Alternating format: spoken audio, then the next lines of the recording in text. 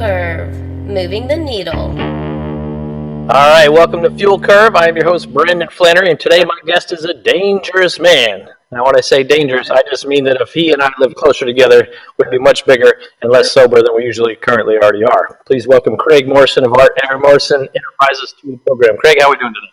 I'm doing great, Brandon. How are you today? I'm doing pretty good. You are a dangerous man, aren't you? I do what I can, but I try to stay within my limits. That's right. If we were closer, we definitely would be bigger. That's for sure. Oh man, no kidding. It'd be good times. We both share an affinity for fine food, frosty beverages. That is true. That is definitely true. All right, a little background here. For those of you, for the 5 people listening that don't know who Craig Morrison is, his dad is Art Morrison, and he was a drag racer who did some suspension work, who turned it into a company called Art Morrison Enterprises, and they progressed from drag racing into other markets, and today I'd say they're one of the premier suspension suppliers in the country, and he is a second-generation suspensionist. Is that right? Yeah, I'd definitely agree with all of that. We've been in business for over 40 years, and we're an overnight success. Overnight success, a lot of hard work and luck. Yeah, it's been a lot of hard work and working with a lot of great people.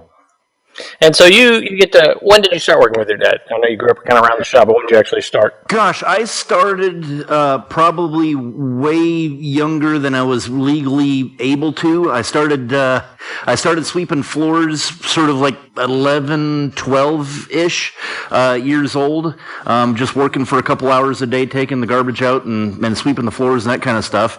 And then sort of as I got older, and actually got sort of legally old enough to work a job, I started working different positions around the shop, working on different machines, prepping different parts, and slowly worked my way through manufacturing, shipping, office admin, and so it was a real great learning experience. So you've, over the years, have got to do just a little bit of everything. Yes, exactly. The only thing I've never sort of done down there, just because I didn't have the skill set to do it, was a sort of professional full-time welder. And if anybody's seen the welds that our guys do at the shop, they're absolutely top-notch. So we don't take those positions lightly. But just about every other spot I've worked at down there. That's cool. And what I think is really neat is when, people start a business and then they have kids, it can go either any one of 3 ways. Either the kid has no interest in it, or the dad doesn't think the kid's smart enough to take it over and doesn't involve them. And then you have your dad, and I've interviewed your dad in the past, and he said, Craig was younger, got all the energy, got the new technology, went to school, and was able to help us take it to the next level. And he really just brought you in and embraced you and your ideas and everything, and really just let you help take it to the next level. I mean, you've had some schooling and stuff, and the technology with the machinery and stuff like that. So that's what really you guys, hasn't it? Yeah, no, it's been a lot of fun to sort of be able to go to school, get a degree, and then be able to help the family business out utilizing the education that I got. And the biggest thing is, as I was growing up, we were solely drag racing and a little bit sort of pro street stuff that kind of trickled in from the drag racing market. And when I was in high school and college, we sort of tried making that transition into the street rod world, but what was quite interesting about that is nobody thought that we had the ability to make sort of quality street rod and hot rod and muscle car parts back then. And so, it was really, really tough getting into that market. But we just sort of kept at it and went to tons of shows and started to get our foot into that door and into that niche market, into the hot rod side of things. And then one summer, it was after I graduated from college, I spent a full month on the road with our truck driver and went to, a ton of different shows, Good Guys events, went to the Hot Rod Super Nationals in Canton, Ohio, which was just phenomenal, drag races and that sort of thing. And everybody was asking the same questions about sort of, can I get one of your chassis with all the body mounts and bumper mounts and stuff. And I was having to say the sort of same thing over and over again. Well, no, you can't, because we don't have specific jigs and all this kind of thing. And so I came back from that month on the road, and that's when I sat down with my dad and said, hey, we really need to focus on building a chassis that a customer can just bolt the body down on. And so I was sort of jabbing him hard enough that he sort of flipped it back on me and said, okay, well, if that's the way that we need to go, you go ahead and figure out what we need to do, and you drop a business plan for it, and we'll take a look at it and kind of go from there. And so thankfully we had the computer database to sort of look at it, and even at that time, the number one chassis that we did was for a 55 to 57 Chevy. And and I went back to my dad and said, hey, look, this is kind of what we need to do. And then that's when he started discussing the whole business plan kind of thing. And as luck would have it, my dad, sort of the year previous, had just picked up a 55 Chevy from a customer out of New Mexico that traded the car for a rear clip for a Chevy 2 and a roll cage and a little bit of cash. And I mean, the car was absolutely perfect as far as being rust-free and dent-free and all that. So we used that 55 Chevy sort of as not only the prototype, but also the test car to go out and do the performance numbers and everything else. And Art and I spent a ton of time on the weekends reverse engineering that particular chassis and getting it designed and the prototype built. And then later on that year, we took the chassis to the the Hot Rod Industry Show back in Indianapolis. And sort of at that same time, we had gotten some contacts at Super Chevy Magazine, and we built Art's 55 using one of these new bolt-on chassis that we had developed. And I wrote all the stories and took all the pictures and everything else, and we built the car in his garage from scratch, and then drove it from our facility in Tacoma, Washington, down to Los Angeles and tested it. And that was sort of the really big transitional move for us. And ever since then, the focus has been more on roadworthiness, performance, handling, cornering, braking, and the drag racing part of it now is, maybe 2 to 3% of our business at most.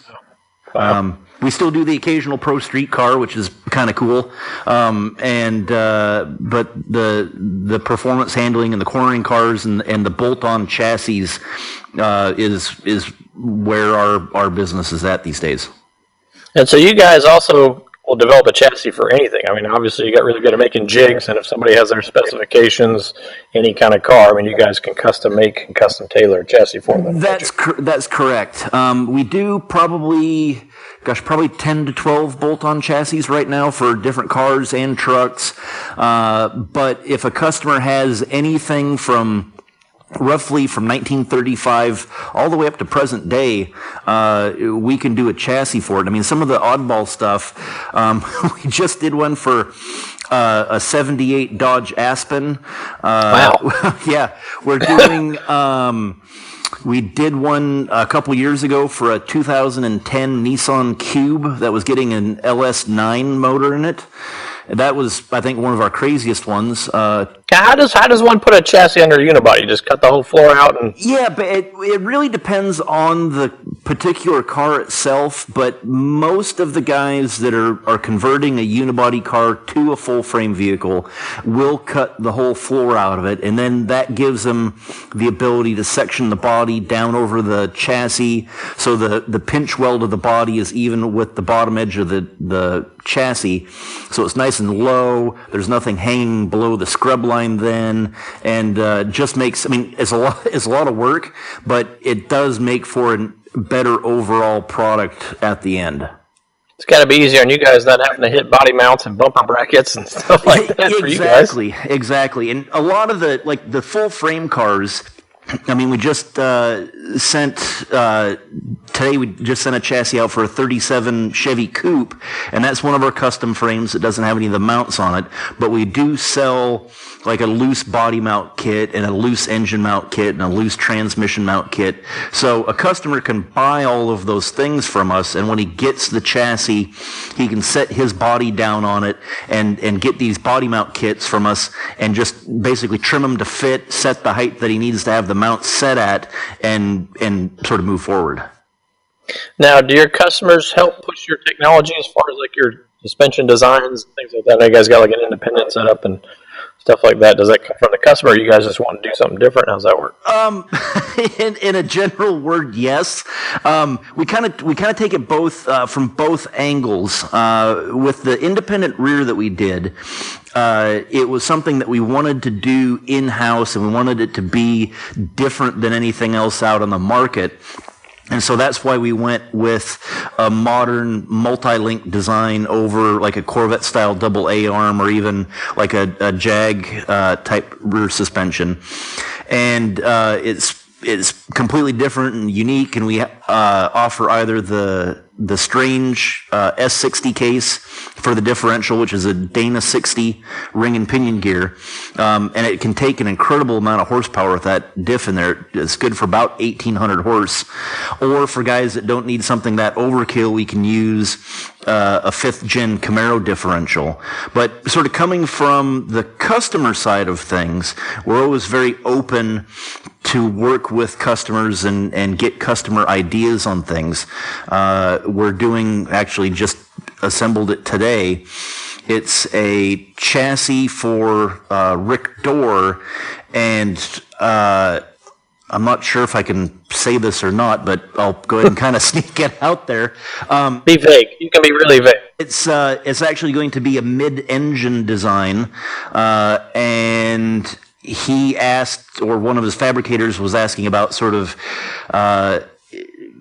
things that we could do to have a mid-rear engine chassis design utilizing our IRS, and not going into complete detail on it, but we were able to accommodate it and have this whole new suspension option available for customers that want to really do something outside the box.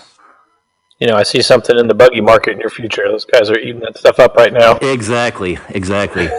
So, yeah, we're always, and with our custom frames, too, we get customers all the time that will call us up and say, hey, I've got a Kugel IRS already, or I got a smoking deal on a wrecked Dodge Viper and I want to use the suspension out of that, or whatever. And so we can do just sort of a base chassis and have the kick-ups of both the front and rear of that frame done, so they're in the general area that you'd need to have a frame rail for fabricating mounts for those different suspensions. And so we're always really open to working with a particular customer to have them sort of do whatever they want on a project. What's been the hardest car you've had to build a chassis for?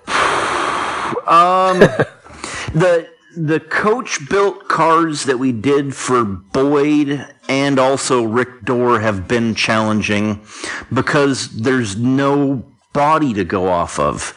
Mm-hmm. And I remember the first time we did one for Boyd, I believe it was the What the Hay, and Boyd called Art and he said, gosh, I need a chassis, but it's going to be coach-built by Marcel. And we said, okay, well, what's the track width? And Boyd said, I don't know. The body hasn't been built yet. And it's okay. Well, what do you want for a ride height? I don't know. Just make it cool.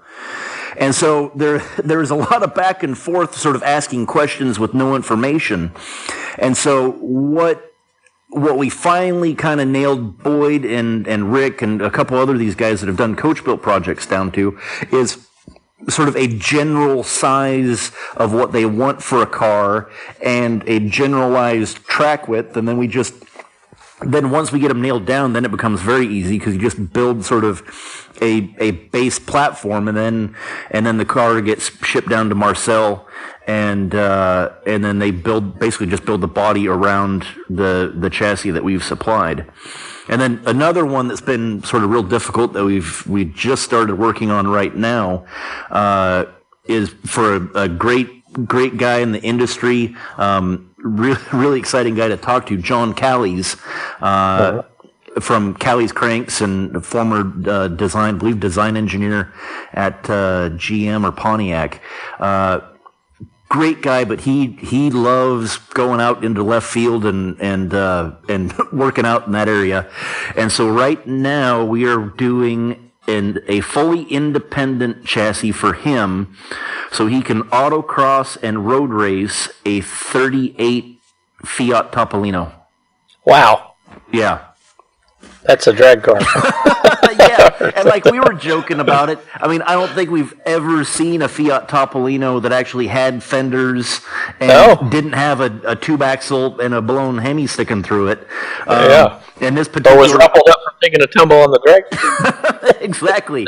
And this particular one's going to have a new LT crate motor from GM in it, 6-speed trans, our narrowest independent rear suspension, and he's making this thing to go out and just absolutely rip around corners.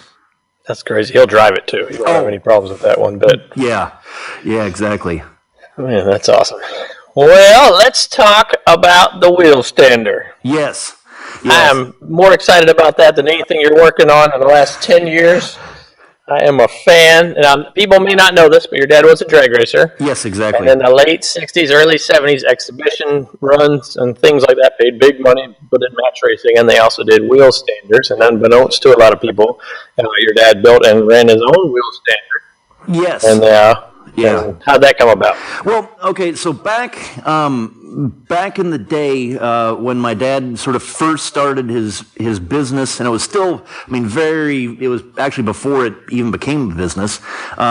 He had met quite a few of the exhibition guys out of California, Golden Bill Maverick and Shrewsbury and Chuck Poole and Richard Schroeder and all those guys.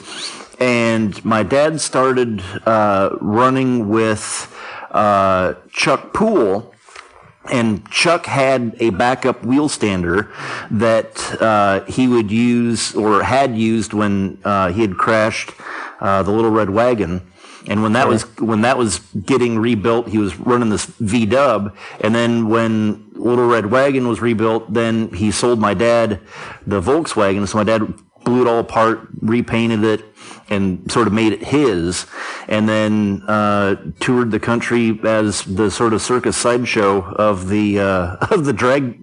They made good money though. They made real good money. Yeah, but the sort of the classic story that my dad has about driving the Wheelstander is that my dad went from the Tacoma, Washington area all the way to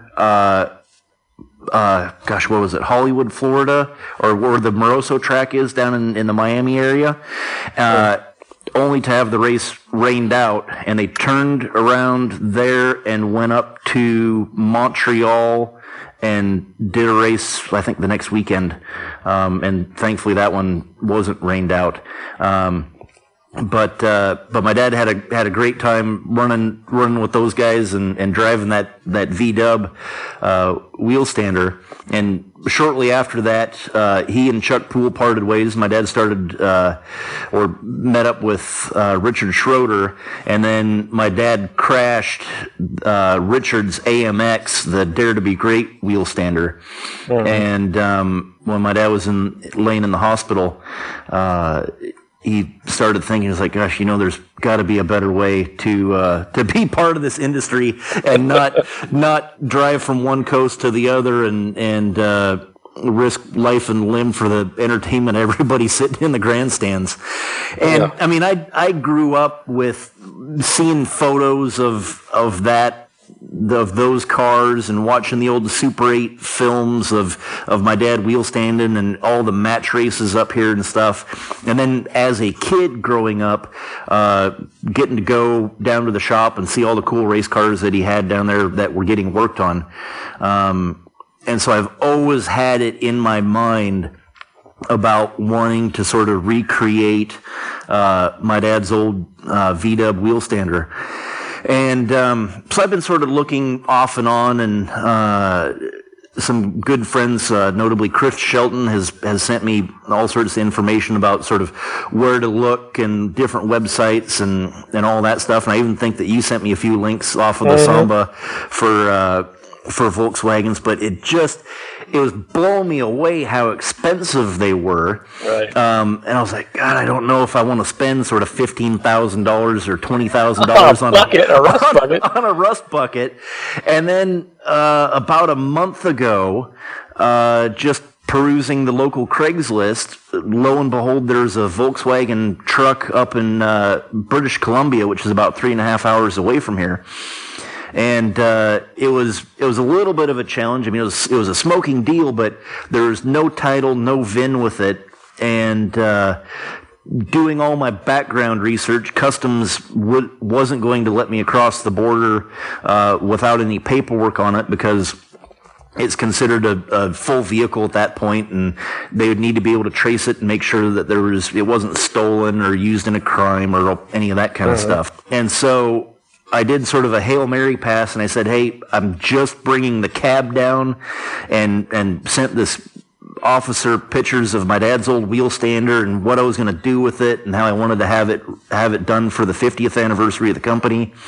And he sent me a message back and was like, hey, fantastic, you can bring the cab down because you're right, it's just parts, so good luck and all that sort of thing. So I ran up there actually just last week, and picked the truck up and then ran over to a friend's shop in Vancouver, and then he had sawzalls and a plasma cutter, and we cut the bed off of it. And I mean, it was rusty. I'm surprised we don't have tetanus today, but cut the bed off, and they didn't have any room to sort of hang on to the bed, so then I had to run to a scrapyard up there and drop it off, and I made a whopping $5 Canadian off of the scrap metal. So I was able to make enough to buy myself a beer once I got home, and then got it home, and it's now sort of sitting in the rafters waiting to be redone. But I'm really excited about it, and the paint scheme that my dad had back in the day, it was pearlescent white, candy red, candy blue, with gold leaf lettering on the side that said American Flyer, and then it had a stack injected big block Chevy out behind the rear axle. So it's going to be just this sort of great retro looking awesome Wheelstander, and can't wait to build it and get it out on the road.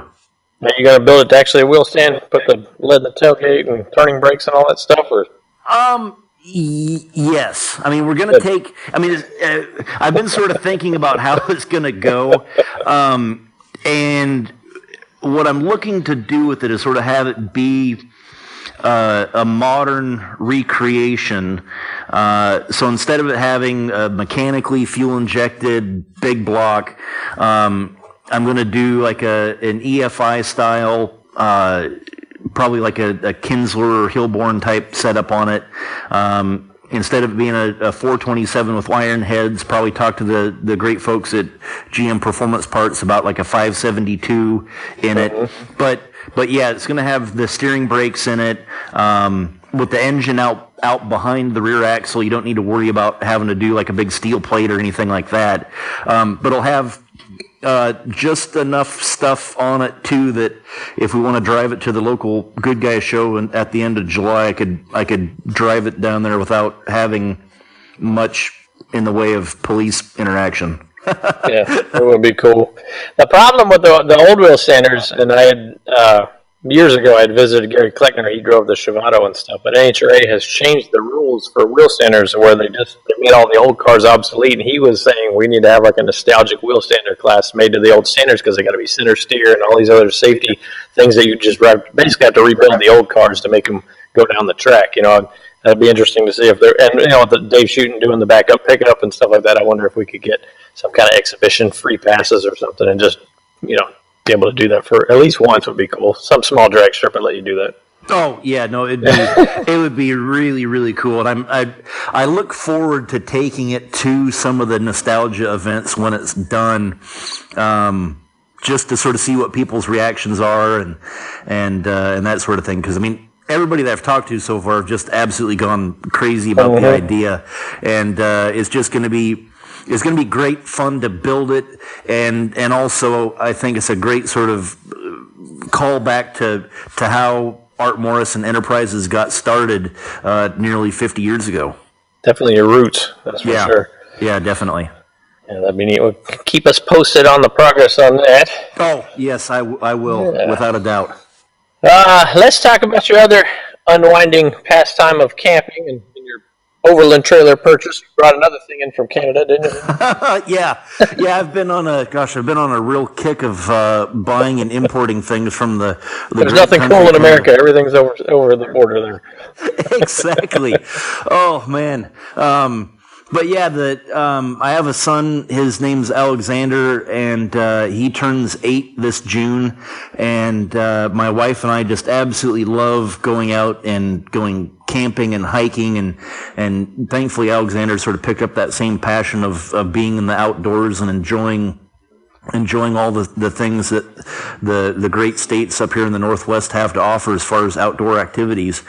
And so just this past January, actually picked up this overland trailer. And for people that don't know what overlanding is basically sort of being able to go way out in the middle of nowhere and be sort of completely self-sufficient. And so this trailer is basically an off-road trailer, a tent trailer. So we're really looking forward to just getting out in the middle of nowhere, doing a little bit of fishing, doing some hiking, and just having a nice big bonfire at the end of the evening and watching the stars in the sky. You guys definitely have the country. If I was going to camp anywhere, you guys have got streams and good fish you can eat. You know, you guys are very, very lucky to have that at your disposal. And it's a good way to unwind from the grind of the shop and the show touring. You know, I know when you're on the road and stuff, it's just, you need to just unplug and get away from it all.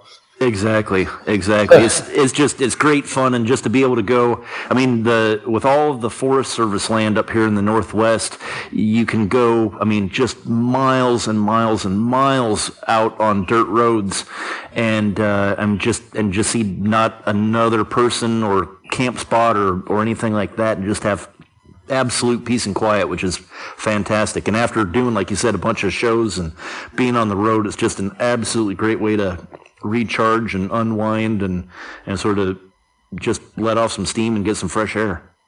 Well, don't tell everybody about it. You'll end up with a crowd. Exactly. America's best kept secret, but don't follow us. What are you going to pull that thing with? I've got a Chevy Silverado that I just picked up a couple years ago, and I've been slowly sort of outfitting it and making it more sort of off-road friendly. Off-road bumper and worn winch and all that sort of stuff, and BF Goodrich tires on it to get out in the dirt and over obstacles and stuff, and it's a great truck, and looking forward to taking it out and getting it dirty this summer. Well, that's awesome. Good luck to you, and we do appreciate you stopping by. Well, hey, thank you so much. It's been a real pleasure, and I can't wait to sort of keep you guys posted on the progress of that Wheelstander. Do that. Maybe we'll have you back on. All right, fantastic. Look forward to it, Brendan. All right, Craig Morrison. If you see him at a show, stop by and say hi. If you see him in the woods, Malone, the man's trying to relax. All right, talk to you guys later. You take care. All right. Thank you for listening to Fuel Curve. Be sure to check us out on Facebook and Instagram.